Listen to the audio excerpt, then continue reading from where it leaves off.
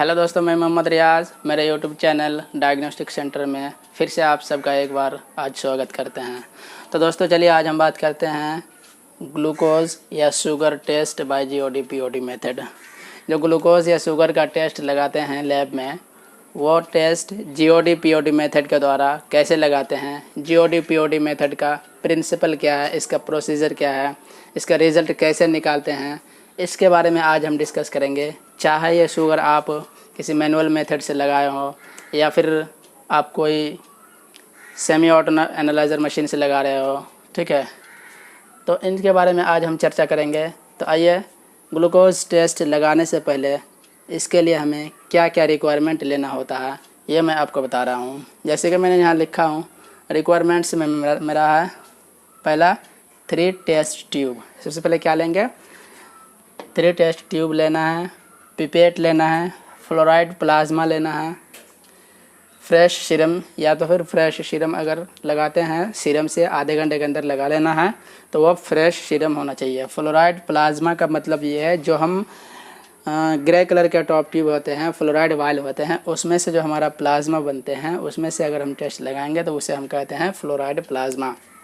उसके बाद हम वर्किंग रिएजेंट लेंगे, स्टैंडर्ड लेंगे, डिस्टिल वाटर रिक्वायरमेंट लेंगे, इंक्यूबेटर लेंगे, और हमारा इधर है टेस्ट ट्यूब रैक जो होता है, टेस्ट ट्यूब जो लेंगे वो रखने के लिए हमें रैक लेना होता है। टेस्ट ट्यूब रैक है, कैलोरीमीटर या फिर biochemistry semi auto analyser machine. तो ये सभी रिक्वायरमेंट हमें सबसे पहले इकट्ठा कर लेना है, जमा कर लेना है। उसके बाद हम क्या करेंगे, टेस्ट लगाएंगे। तो ठीक है, टेस्ट लगाएंगे। टेस्ट लगाने के लिए सॉरी यहाँ पे एक चीज़ छूटा हुआ, हमें सेंट्रीफ्यूज भी लेना है। ठीक है, क्या लेना है, सेंट्रीफ्यूज भी हमें रिक्वायरमेंट करना है। ठीक है, उसके बाद हम प्रिंसिपल देखते हैं। इसका प्रिंसिपल क्या है, जो हमारे पास जो ग्लूकोज का रिएजेंट आता है वो क्या है, जीओडी पीओडी मेथड का है, यानी कि ग्लूकोज ऑक्सीडेज एंड पर ऑक्सीडेज, ग्लूकोज ऑक्सीडेज पर ऑक्सीडेज। ये क्या है, एक तरह का एंजाइम है, जो ये एंजाइम उस रिएजेंट में प्रेजेंट रहते हैं, उस रिएजेंट में क्या होते हैं, प्रेजेंट रहते हैं। तो प्रिंसिपल में हम सबसे पहले क्या करेंगे, जब हम टेस्ट लगाते हैं प्रोसेस में सबसे पहले वर्किंग रिएजेंट लेते हैं, उसमें हम ग्लूकोज यानी कि जो पेशेंट का सीरम या प्लाज्मा जो मिलाते हैं, प्लाज्मा मिलाते हैं ग्लूकोज, वो O2 प्लस H2O क्या करते हैं, ग्लूकोज रिएजेंट में प्रेजेंट O2 और H2O के साथ रिएक्ट करके, किसके प्रेजेंसी में, ग्लूकोज ऑक्सीडाइज के प्रेजेंसी में रिएक्ट करके क्या करते हैं, ग्लूकोनिक एसिड में कन्वर्ट कर देते हैं। क्या करते हैं, ग्लूकोनिक एसिड में कन्वर्ट करके प्लस H2O2 बनाते हैं। ग्लूकोज O2 प्लस H2O के साथ रिएक्ट करके जीओडी ग्लूकोज ऑक्सीडाइज के प्रेजेंसी में, ठीक है, ग्लूकोनिक एसिड में कन्वर्ट करके H2O2 बनाते हैं। फिर वो H2O2 जो है 4HBA प्लस 4AAP, ये क्या है, फिनॉल है। 4HBA ये फिनॉल है, इनका पूरा नाम है, हमने यहाँ लिखा 4HBA यानी कि 4 hydroxy benzoic acid plus 4AAP यानी कि 4 अमाइनो एंटीपायरिन। ये क्या होते हैं, जो यहाँ कॉम्प्लेक्स बनते हैं हमारे 4H2O, ये 4HBA प्लस 4AAP पर ऑक्सीडाइज की प्रेजेंसी में रिएक्ट करके क्या करते हैं, क्यूनोनिमाइन डाई में कन्वर्ट करते हैं। क्यूनोनिमाइन क्या है, कि पिंक कलर के कॉम्प्लेक्स है, प्लस वो क्या करते हैं, 2H2O बनाते हैं। फिर से एक बार सुनिए, ग्लूकोज जो वर्किंग रिएजेंट है उसमें प्रेजेंट O2 का भी मात्रा रहते हैं, H2O का भी मात्रा प्रेजेंट रहते हैं। तो जो हम सीरम मिलाते हैं, प्लाज्मा मिलाते हैं, वो ग्लूकोज है O2 H2O के प्रेजेंसी में, O2 H2O के साथ ग्लूकोज ऑक्सीडाइज के प्रेजेंसी में रिएक्ट करके वो ग्लूकोनिक एसिड में कन्वर्ट करते हैं और क्या करते हैं, H2O2 बनाते हैं। फिर वो H2O2 4HBA और 4AAP पर ऑक्सीडाइज के प्रेजेंसी में रिएक्ट करके वो क्या करते हैं, क्यूनोनिमाइन डाई कॉम्प्लेक्स बना इसमें कन्वर्ट करके फिर वो 2H2O बनाते हैं। यानी क्यूनोनिमाइन डाई क्या है, एक पिंक कलर के कॉम्प्लेक्स हैं। आप अगर टेस्ट लगाए होंगे तो आपको जो है 10 या 15 मिनट के बाद यह पिंक कलर का कॉम्प्लेक्स किसी किसी में ज़्यादा आपको देखने को मिलता है या तो फिर किसी में कम देखने को मिलता है। अगर किसी में ज़्यादा पिंक कलर कॉम्प्लेक्स बनता है तो इसका मतलब यह है कि जब आप पेशेंट का टेस्ट लगा रहे हैं, उस टेस्ट में रिएजेंट के साथ जब ग्लूकोज मिक्स कर रहे हैं और उस पेशेंट में अगर ग्लूकोज का लेवल हाई है, यानी कि उस पेशेंट को शुगर है, तो वो ज़्यादा क्या करता है, ग्लूकोज ये O2H2O के साथ ज़्यादा रिएक्ट करता है और ज़्यादा रिएक्ट करने के कारण जितना ये रिएक्ट करेगा उतना ही यहाँ पर क्या करेगा, क्विनोनिमाइन डाई या कॉम्प्लेक्स ज़्यादा बनाएगा। तो इसका मतलब ये है कि उस पेशेंट में ग्लूकोज ज़्यादा है, ग्लूकोज हाई है। ठीक है, यह है प्रिंसिपल। ठीक है, अब हम बात करेंगे इसका प्रोसीजर कैसे लगाते हैं, कैसे इसका ब्लैंक लगाते हैं, स्टैंडर्ड लगाते हैं, टेस्ट लगाते हैं। अब हम इसके बारे में बात करते हैं। तो दोस्तों अब हम बताते हैं प्रोसीजर के लिए हमें सबसे पहले क्या करना है, 3 टेस्ट ट्यूब ले लेना है। क्या करना है, 3 टेस्ट ट्यूब हमने यहाँ पे आपके सामने ले लिया है। ठीक है, एक ब्लैंक के लिए यहाँ पे आप मार्किंग कर सकते हैं, ये ब्लैंक। वैसे भी यहाँ सामने हमने लिया है, लिखा हुआ है B फॉर ब्लैंक।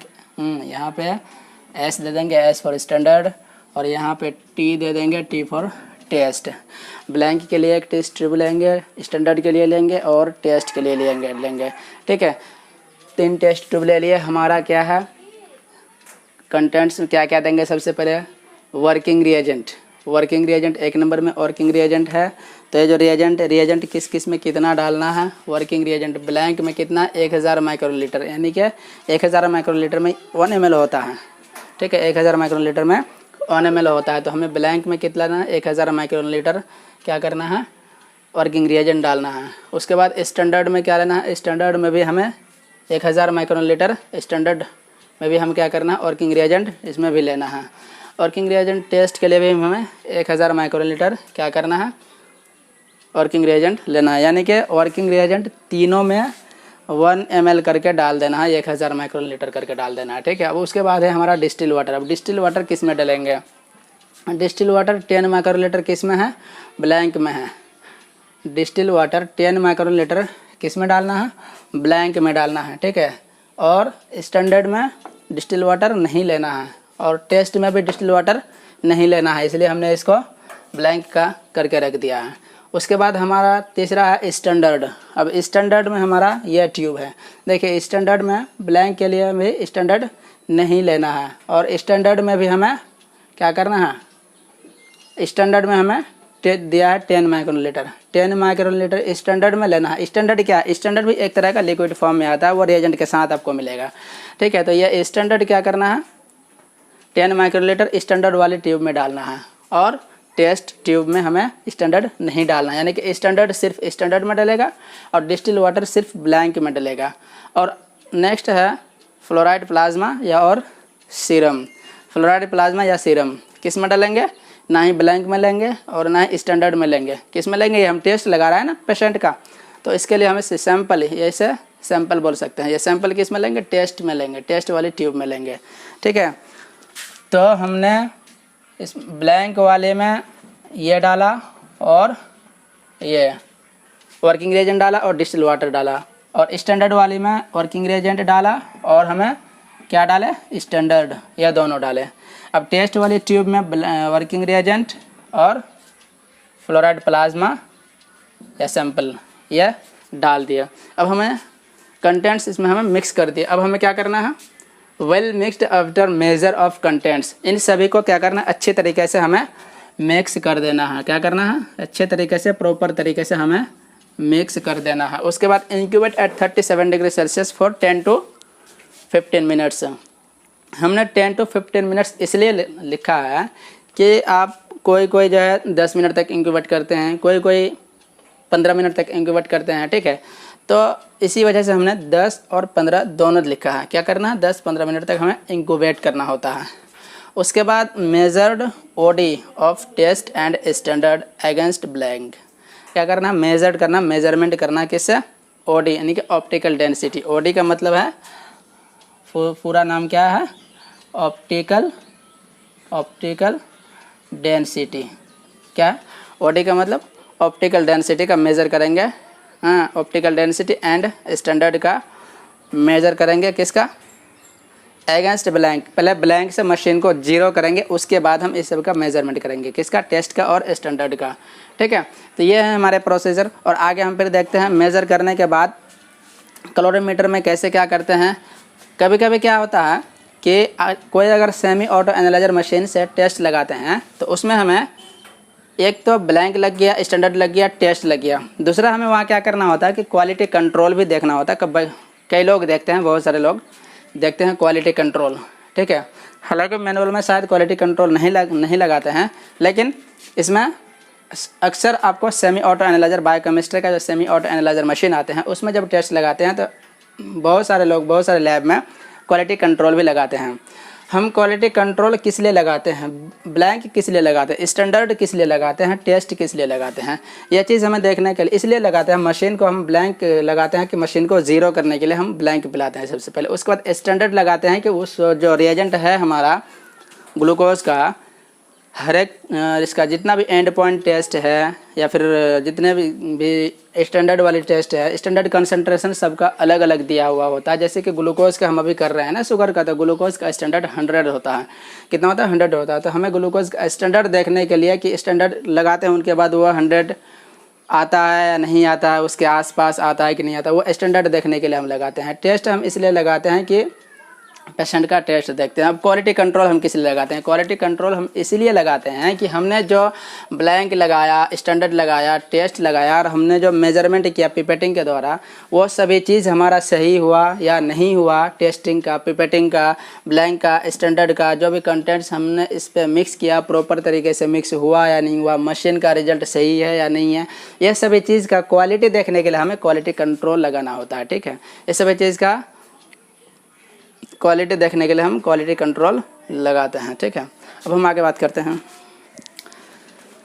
तो दोस्तों हमने प्रोसीजर के लिए 3 टेस्ट ट्यूब लिए थे और तीनों टेस्ट ट्यूब में जो कंटेंट होते हैं हमारे रिएजेंट के, स्टैंडर्ड के और ब्लैंक्स के, सभी चीज़ हमने सभी में पोर कर दिया था, सभी चीज़ डाल दिया था। अब हम उसका मेजरमेंट कैसे करेंगे, क्या करेंगे। जो हमारे पास अगर मैनुअल मेथड से करते हैं तो जो कैलोरीमीटर है वो कैलोरीमीटर में इस तरह का ये हमने बनाया है। ठीक है, ये कैलोरीमीटर है।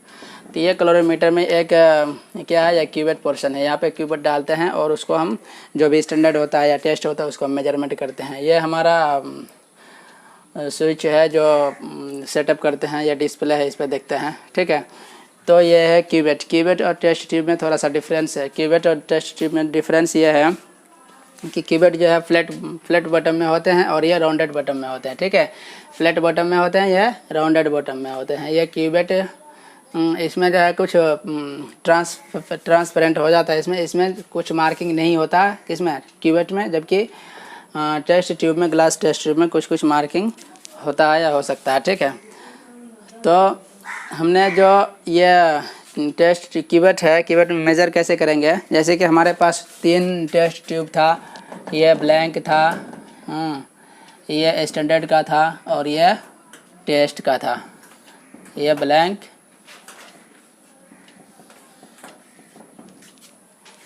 Standard, test. तो सबसे पहले हम इसको क्या करेंगे, ब्लैंक वाले जितना भी हमारा सॉल्यूशन बना हम इसमें टेस्ट ट्यूब में, क्यूबेट में डालेंगे और इसको हम इस मशीन पे डालेंगे और इस मशीन को हम क्या करेंगे, जीरो करेंगे। क्या करेंगे, सबसे पहले हम इसको जीरो करेंगे। जीरो करने के बाद हम इसको डिस्कार्ड कर देंगे और हम टेस्ट वाली को इसमें डालेंगे। दूसरा क्यूबेट लेंगे और क्यूबेट के लेके हम फिर उसको इस पर पोर करेंगे, इसमें रखेंगे और इसमें से हमारा जो रिजल्ट आएगा, सपोज़ मान लीजिए हमने यहाँ रिजल्ट लिखा है, सपोज मान लीजिए कि हमारा टेस्ट का रिजल्ट आया 0.35। क्या आया, 0.35। सॉरी, स्टैंडर्ड का 0.35 आया।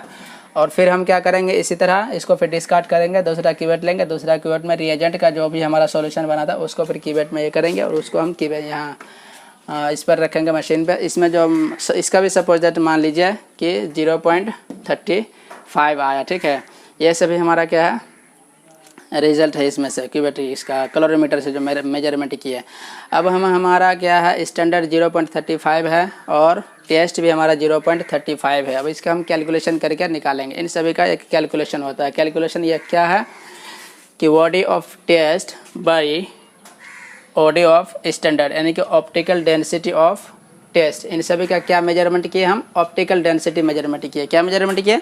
ऑप्टिकल डेंसिटी मेजरमेंट किए हैं। ठीक है, ऑप्टिकल डेंसिटी का मेजरमेंट कैसे करता है? इसमें ऑप्टिकल डेंसिटी का मेजरमेंट जो है आप सुने होंगे बिब्जियोर नाम का, violet colour, indigo colour, red colour, blue colour, yellow colour, जो 7 कलर के होते हैं ना, वो सभी कलर इस मशीन पर एक क्यूवेट है, एक लाइट है जो स्पेक्ट्रोफोटोमीटर के थ्रू ये काम कर रहे हैं। वो लाइट ऑब्जर्व, कलर ऑब्जर्व करके ये रिजल्ट देते हैं। ठीक है, वो कलर ऑब्जर्व करके यह रिजल्ट यह इंडिकेट करते हैं, रिजल्ट देते हैं। ठीक है, तो उसी तरह इसमें भी ये काम करते हैं, उसी को ऑप्टिकल डेंसिटी कहते हैं। ठीक है, तो optical density of test but optical density of standard into concentration of standard. क्या है? कंसंट्रेशन ऑफ स्टैंडर्ड, स्टैंडर्ड का कंसंट्रेशन। तो हमारा टेस्ट का क्या रिजल्ट आया था? 0.35। क्या था? 0.35। और स्टैंडर्ड का भी कितना आया था? 0.35। तो हम यहाँ मेजरमेंट बैठा देंगे इसके अकॉर्डिंग 0.35 बाई 0.35 इंटू 100। ये 100 कहाँ से है? आप सोच रहे होंगे कि 100 कहाँ से आया। 100 जो है हम क्या कर रहे हैं? ग्लूकोज लगा रहे हैं, शुगर टेस्ट लगा रहे हैं। और जीओडी पीओडी इसमें जो है आप इसका हर किसी का लिटरेचर आता है इस तरह का रिएजेंट के साथ। जिस कंपनी के भी आप रिएजेंट लेंगे उसके साथ इस तरह का लिटरेचर आएगा। लिटरेचर में आपका किस तरीके से पैरामीटर आपको फिट करना है, क्या प्रोसीजर है, सब चीज़ इसमें दिया हुआ रहता है। इसका प्रिंसिपल क्या है, सब चीज़ दिया हुआ रहता है। जैसे कि यहाँ का ग्लूकोज स्टैंडर्ड कितना दिया हुआ? 100। ये दिख रहा होगा आपको, ग्लूकोज स्टैंडर्ड 100 mg/dl। तो ये यहीं से स्टैंडर्ड जो है, ये स्टैंडर्ड आपको याद करना पड़ेगा, आपको याद रखना पड़ेगा हर किसी का। जैसे कि आपको प्रोटीन का कंसंट्रेशन 6 है, या फिर आपको कोलेस्ट्रॉल का कंसंट्रेशन आपको मिलेगा, प्रोटीन का कंसंट्रेशन 6 हुआ, आपको कोलेस्ट्रॉल का कंसंट्रेशन 200 है। तो इसी तरह जो है ग्लूकोज का कंसंट्रेशन कितना है? 100 है, 100 है। तो हमने यहाँ क्या किया? OD of test by OD of standard into concentration of standard. ठीक है, तो इसका 100 कर दिया। अब इसको हम जो आगे का ये प्रोसेस होता है वो करेंगे, कैलकुलेशन करेंगे। कैलकुलेशन ये 0/35 बाई 0/35 कट गया, हमारा 100 बचा। यानी कि सॉल्यूशन होने के बाद ये क्या होता है? 100 निकल कर आता है। यानी कि पेशेंट का शुगर कितना है? जिस पेशेंट का हमने शुगर लगाया था या आपने जिस पेशेंट का शुगर लगाया था, तो उस पेशेंट का शुगर कितना है? 100 मिलीग्राम पर डेसीलीटर। अब शुगर का जो यूनिट होता है ना, शुगर का यूनिट मिलीग्राम में आता है, मिलीग्राम पर DL, यानी कि मिलीग्राम पर डेसीलीटर में इसका यूनिट होता है। तो पेशेंट का शुगर कितना हो गया? 100 मिलीग्राम पर डेसीलीटर। तो आई होप दोस्तों, मैं समझता हूँ कि आपको यह वीडियो समझ में आया होगा। अगर आपको इस वीडियो से रिलेटेड कुछ भी कमेंट करना हो तो नीचे कमेंट बॉक्स पर जाकर कमेंट जरूर कीजिए।